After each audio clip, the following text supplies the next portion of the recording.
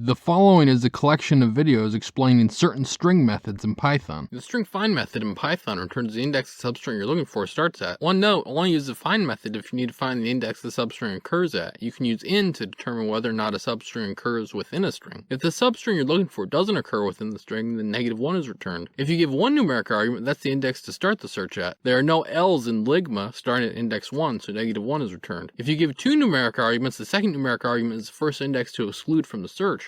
There's no G in ligma when you search at only index 1. If the substring is indeed there, the index it starts at will be returned. In Python, the string rfind method finds the last index of a certain string within another string. Say you have the string llama and you're doing rfind to search for the letter Q within llama. Since llama has no Q, rfind would return -1. Staying on llama, what happens if you're searching for a string that occurs multiple times within the same string?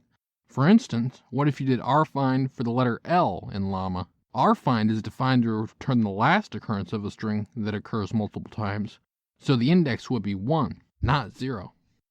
So what happens if you just search a regular string like ma in llama? Ma only occurs once, so rfind simply returns the index ma starts at, that being 3. You can provide an index to start the search at within the string. If you did rfind on llama and search for the letter L again, but you specified the starting index to be 2, then the index will be -1. This is because L occurs nowhere from the second index in the string onwards.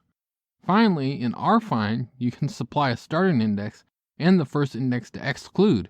You could bring back llama one last time and do rfind for the letter A, starting at index 0, going up to but not including index 4. That index will be index 2. Even though rfind returns the last occurrence of the string within the range of 0 to 3, A only occurs once at index 2. Str.index, 3 arguments, 2 of which are optional.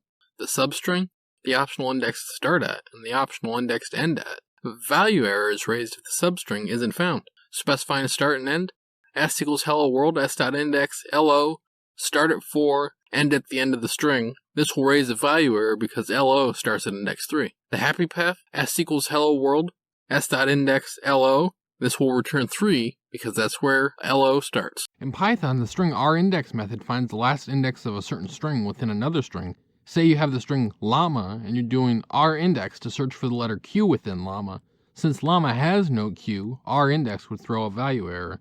Staying on llama, what happens if you're searching for a string that occurs multiple times within the same string?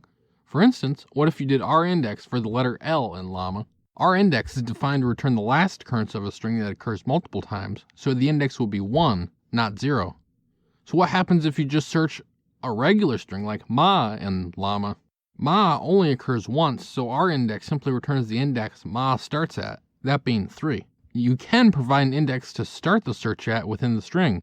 If you did rIndex on llama and searched for the letter L again, but you specified the starting index to be 2, that would throw a value error. This is because L occurs nowhere from the second index in the string onwards. Finally, in rIndex, you can supply a starting index and the first index to exclude.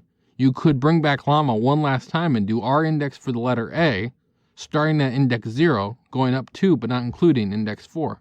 That index would be index 2.